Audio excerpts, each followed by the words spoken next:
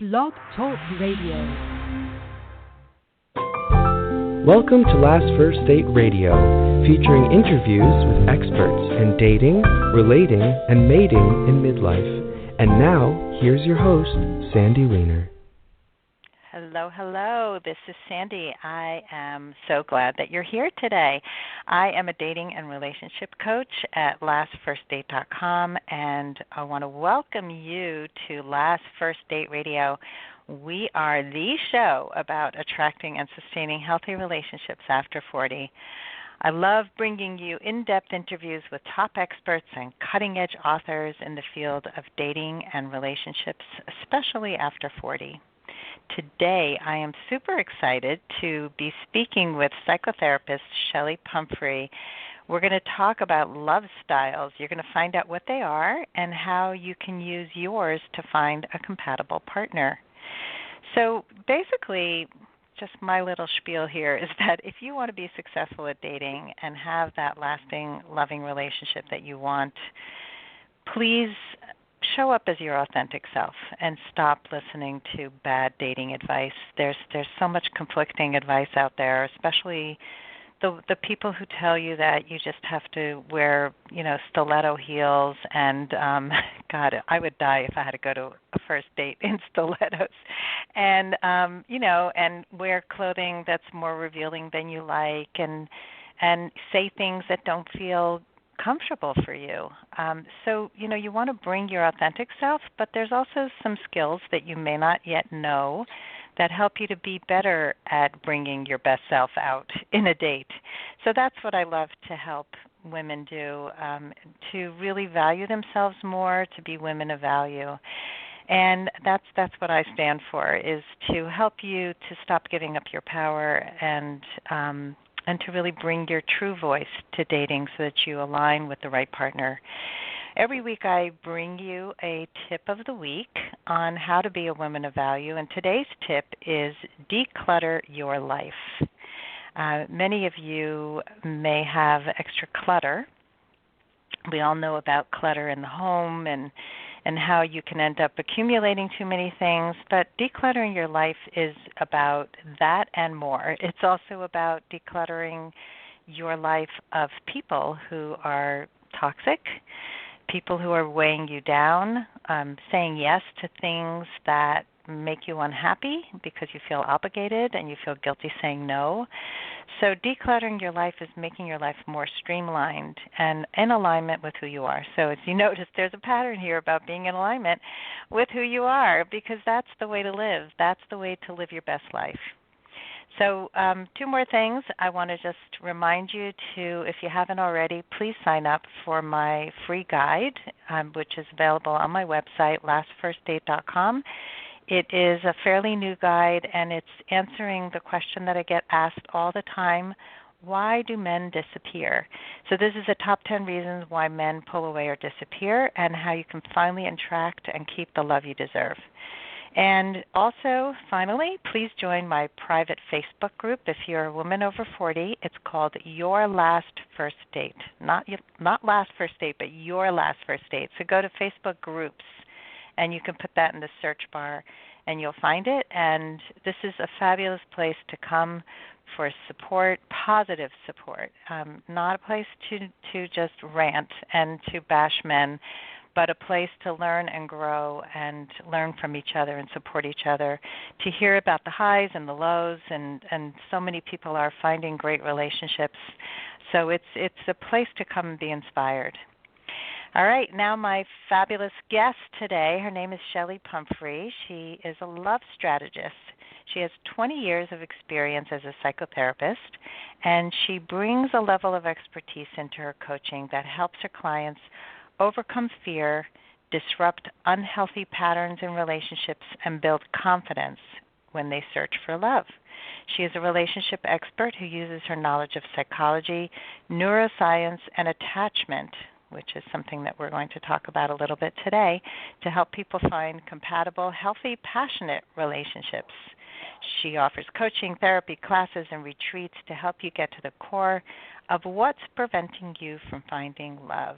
And you can find her at authenticdate.com. So join me now for episode 245.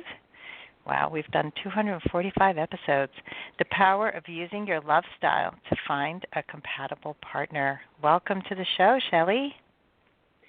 Thanks, Sandy. I'm so happy to be here, and I love your message, trying to help people be as authentic as possible when they're searching for love, and it really fits in nicely with what we're going to talk about today, because the love styles, as we'll learn here in a minute, can sometimes be a hindrance in our ability to be authentic in our dating and in our relationships. So I'm excited to share this information with you today. Yeah, I'm excited to learn it and to have you share it. And I loved being on your show recently, and we found that we definitely lined up on so many different things. So not surprised that my message is aligned with your message. So let's jump to, what are the love styles? Okay, yeah. So a lot of people don't know about this concept of attachment. I mean, some people may have heard about it or read about it or done some therapy around it, but basically what the 4 love styles is a concept that I've developed to help people understand this bigger idea of attachment. Well, it's based on attachment theory, which is something we talk about in the field of psychology. And, if you're just talking about attachment, it can be a little dry and boring. So I decided to create the 4 love styles to help people have an easier way to understand what's going on with their brains and just kind of the biology of their bodies as well when they're searching for a partner or starting out on a new relationship. So essentially what attachment is in the first few years of life, typically those first 3 years, when we don't have a lot of conscious memories, we develop what's called an attachment style. And the way that is created is basically from the interactions that we have on a daily basis with our parents or our main caregivers. And, it doesn't have to be your biological parent. It's just whoever your main caregiver is. So I'm going to just keep it simple and talk about mom and dad here for the purposes of a short show. So let's say as a baby you cry because you're hungry and your mom comes over and feeds you and is very loving and nurturing and warm, and she does this most of the time for those first few years. What you learn in that simple interaction is whether or not you can depend on somebody to take care of your needs, whether or not it's comfortable to be intimate with somebody. And it sets the stage for your adult relationships, for all of your adult relationships, whether you're talking about a romantic partner, a friend, your relationship with your own children, your parents, like everybody, coworkers even. So those simple interactions of, as a child, we express our needs, and our parents come and meet our needs in some way, teach us what we need to know. So some parents are really good or they're able to meet our needs consistently and warmly. Some parents have a harder time with it. Some of them might be able to meet their needs once in a while. Like sometimes they're really good at it or sometimes they're not available. And, a way to think about that could be a mom that has, a few kids. You can't possibly be available to meet your child's needs all the time when you've got several children, because you've got kids crying everywhere needing to meet, their needs to be met. So somebody who lives, who has a childhood like that, where sometimes their needs are met, sometimes they're not, can go into adulthood and have a lot of anxiety about relationships. They might feel somewhat insecure about getting their needs met or wonder if their needs are going to get met. And then we have another interaction where parents don't meet a child's needs very effectively, if at all. And sometimes they can be really dismissing of a child's needs, or they are uncomfortable being really intimate and loving and nurturing, and it's often because they had a similar upbringing in their childhood as well, and so their brains were wired to kind of detach from people. So these children grow up to be adults who really don't feel comfortable with intimacy and being with other people, and their brains get wired to kind of go the other direction and pull away and become very self-reliant. So those are, that's just kind of a general idea of how attachment gets formed. So what I've done is there's 4 basic love styles or 4 basic attachment styles. So I'm going to use those words kind of interchangeably here. So we've got what I call the love connector, which is that person who has a lot of that anxiety where they get the mixed messages from their parents in those early years, and then they go into adulthood and have anxiety in their relationships. That's based on an anxious attachment. Again, I call that the love connector. And then we've got those who have that really secure foundation where their parents are meeting their needs a lot of the time. That's what's called a secure attachment, or what I call the love stabilizer. And then we've got what I call the love resistor, or an avoidant attachment, and that's where people really have a hard time with intimacy and connection and kind of shy away from it. And then we've got a 4th one, which I didn't really go into, and that's called a love paralyzer, or it's also based on what we'd call in psychology a disorganized attachment. And that's somebody who really craves a relationship. They like the idea of a relationship, but then as soon as things start to get intimate or close, they freeze up, they pull away, they get really scared, and they don't know how to move forward. And these people really have a harder time kind of figuring out what to do with their relationships in general, because they get mixed messages internally, and they're giving their partners a lot of mixed messages as well about what they want. So that's kind of like in a very quick nutshell. I feel like I just kind of word vomited all this out on you. Those are the 4 love styles and how they're formed. Is that making sense? Well, it makes sense to me because I'm really familiar with attachment theory, and I think you've done a good job of explaining it. I think that that it's really important. I actually had a conversation with a new client yesterday, and she told me about being stuck, and she has been pushing away a guy who seems to be great, on paper. Mm-hmm. And in her past, she ended up with, I kind of, realized really quickly that she had an anxious attachment style, and she chose avoidance, which is a very common thing where you're anxious, you choose somebody who avoids, and it's like now he likes me, now he doesn't, now I like him, now I don't. It's this right. Push me, pull you, chasing really, really difficult relationships. And so she's been working on herself, and now she's become avoidant. And so it's that next step of how do I get to secure? How do I get to be more secure? But I'm jumping ahead. So I told her to read the book Attached by Amir Levine, because he really outlines very nicely how to apply this in dating as well. But I love the names that you've given it. The love connector, the love stabilizer, the love resistor, and the love paralyzer. Can you just explain a little bit more about the paralyzer? Because that's the one that confuses me most. What does it mean to be disorganized in your attachment? Well, the way that I like to help people understand that is to give kind of an extreme example of how it can be formed.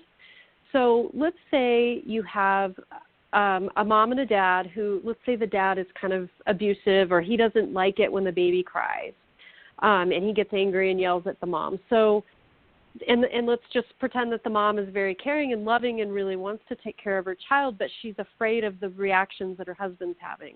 So the baby cries because they're hungry, and mom goes over to take care of the baby, but the minute the baby cries, she goes into this state of anxiety and fear because she knows he's going to get upset at her. So she's tensing up in her body. She picks up the baby, and the baby's having this experience of, I want somebody to take care of me. And then the baby feels the tension and anxiety and fear in the mom. And even though there's no words that need to be spoken to explain this, as infants, we pick up on everything. I mean, as adults, we do too. But as infants, they're reading everything that's going on with that main caregiver that they're developing an attachment with. So what the baby learns is, I can reach out for love. I'm craving what I know I need to survive, basically.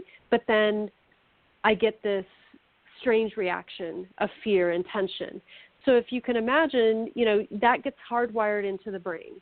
So as an adult, when you know that you want this relationship, you're starting to fall in love with someone, and then as soon as it, you feel it getting returned, or you're just starting to feel this mutual relationship unfold, you will go into that same kind of paralyzed state where you're like, oh, I want it, but I don't know, it doesn't feel safe, So that's kind of a good way to explain it.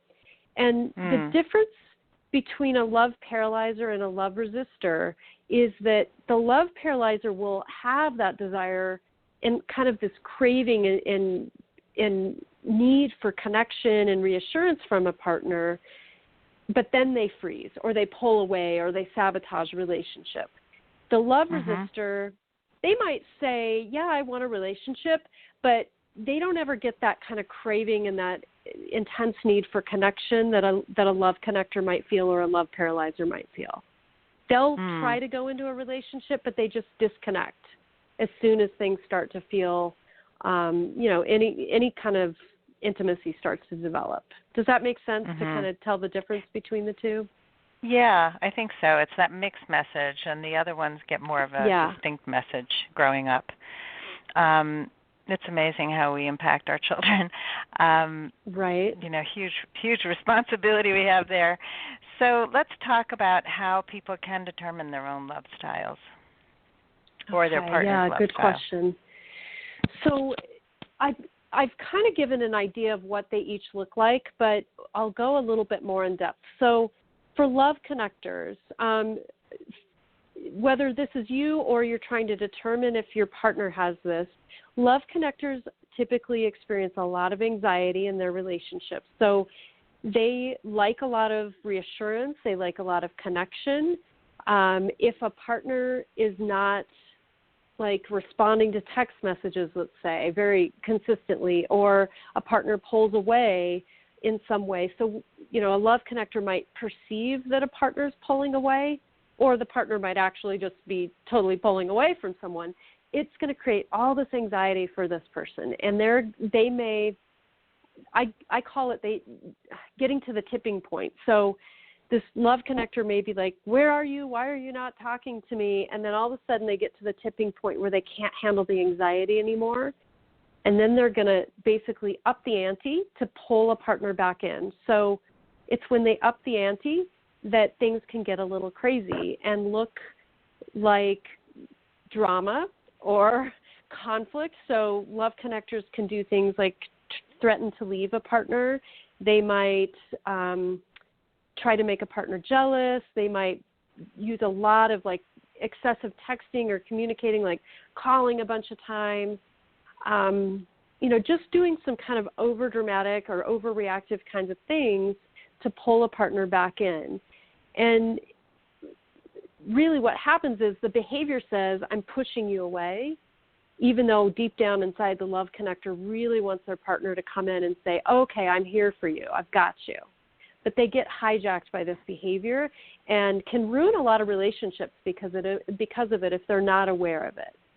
So that's kind of what a love connector looks like, whether you are one or if you're dating one. If you've seen those kinds of behaviors in somebody, the thing that I always like to tell people is, you're not crazy. You're not some nutball fatal attraction kind of person if this is going on for you or if this is your partner.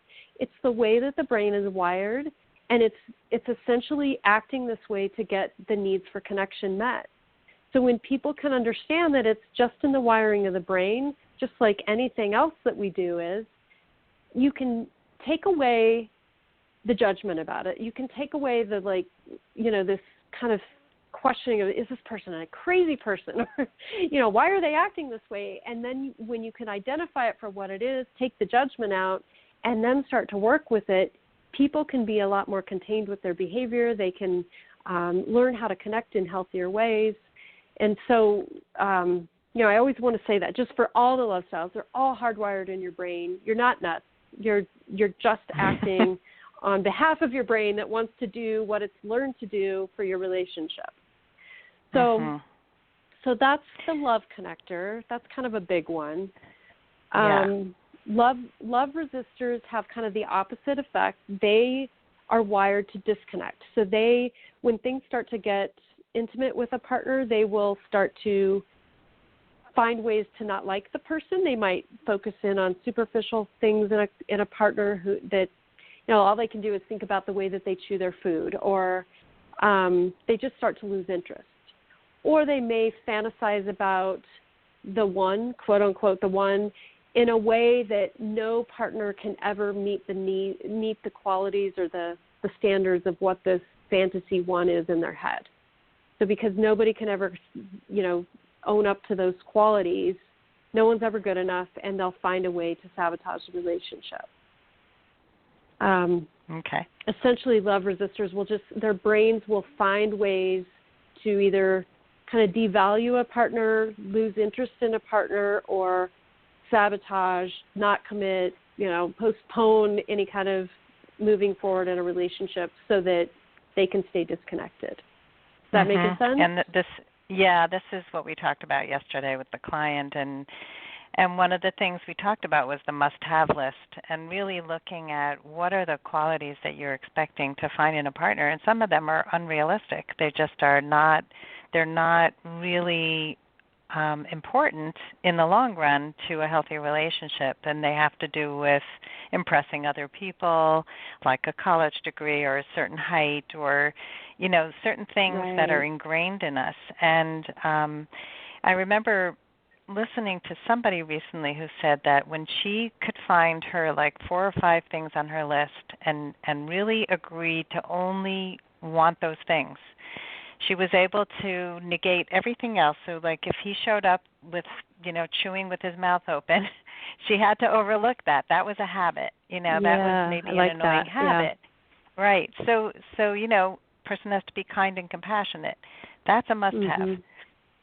Chew with your mouth closed, you can work with that. Right. So it's really, if you make that list so long that you end up disqualifying everybody, which is what you were talking about before, you'll end up never partnering with anyone. Right. Yeah, exactly. And the love resistor and the love connector can be, they've really got to learn to identify how their brain is getting in the way of creating intimacy or ruining intimacy, basically. So and I know we're short on time here, so I want to go into love stabilizer. The love stabilizer is the one who is they're very secure in relationships. They're typically people who stay in longer term relationships. They feel very comfortable with intimacy and commitment. And these are the people that if you are any of the other love styles, if you're a love connector, resistor, or paralyzer, you want to be with a love stabilizer if at all possible, because they don't get so triggered by intimacy needs or the need for independence from intimacy in the way that your love styles do. So this is the kind of person you want to look for. And typically you can just, they communicate their needs more effectively. They usually have a history of longer term relationships. They don't get threatened by your need for connection. And they also, if you're a love resistor, may not get so threatened by your need for independence as well. So they're just kind of the stable ones here. And then we've also, with the love paralyzer, I kind of went into that a little bit more in depth earlier, but it is just that kind of confusion of they want that relationship. They often they can look like a love connector or a love resistor depending on the partner that they're with. So if a love paralyzer is dating someone who's more of a love resistor who needs more independence, it may bring out more anxiety in them, and they'll have more of the qualities of the love connector. And then vice versa. If they're dating a love connector, they may go more into the love resistor qualities. So if you're wondering if you are a love paralyzer, the way to tell is to look at the history of your relationships and to see if you've had a history of going in and out of love connector traits and love resistor traits with different partners.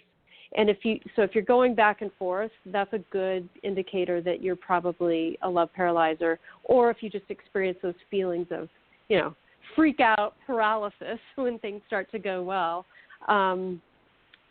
that's a red flag as well. So that's kind of this is all good. of them. And looking at your history is so important because we don't always see the patterns. This is why people keep dating the same person with a different face, right. because they don't do this work. So, all right, we have about 5 minutes left. So we have a couple of other things to talk about, but what would you like to really focus on to kind of wrap things up?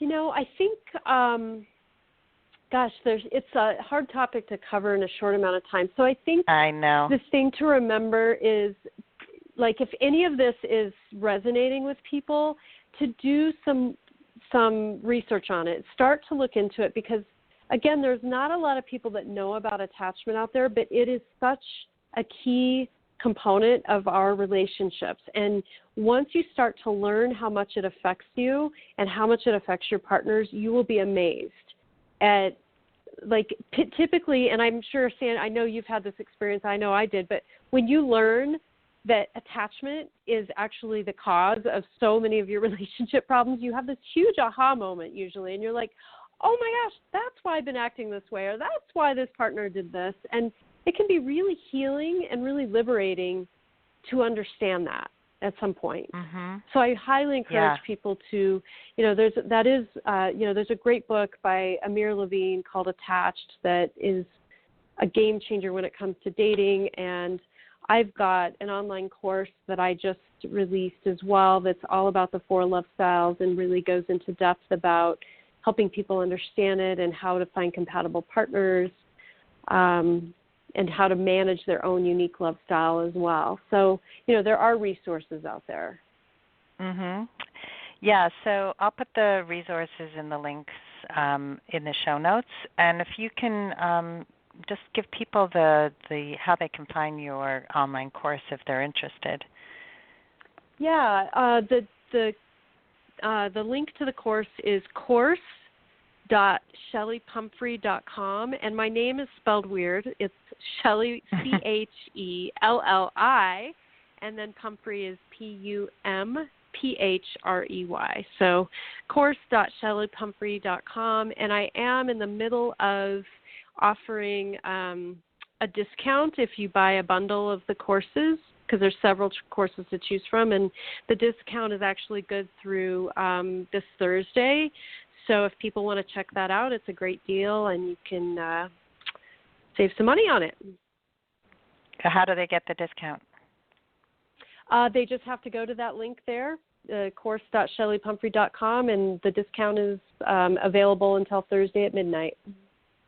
Okay, perfect. So there's so much more to explore about this. This is just the tip of the iceberg. And I know that when I read about attachment theory, it was like so many light bulbs went off for me too. Mm-hmm. And also just seeing how my attachment style changed as I grew as a person. And so that's important for people to know, is that you can work on your attachment style. And once you really name it and identify it, you can do the work. And with Chelli's course, that's a great way to dive in deeper, and also to read the book. There's quizzes in the book. I know that Amir Levine has a quiz on his website also to help you define your attachment style. So this is work that is so worth doing, and I really appreciate your sharing this and that you're doing this beautiful work out in the world to help people have healthier relationships. Thank you, Sandy. So thank you. I agree. I thank you for doing all the beautiful work you're doing as well.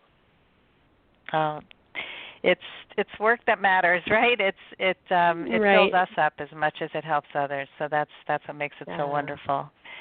So Thank you, and thank you everybody for listening today. And I hope that you all go on your last first date very soon. Have a great, great day. Bye bye.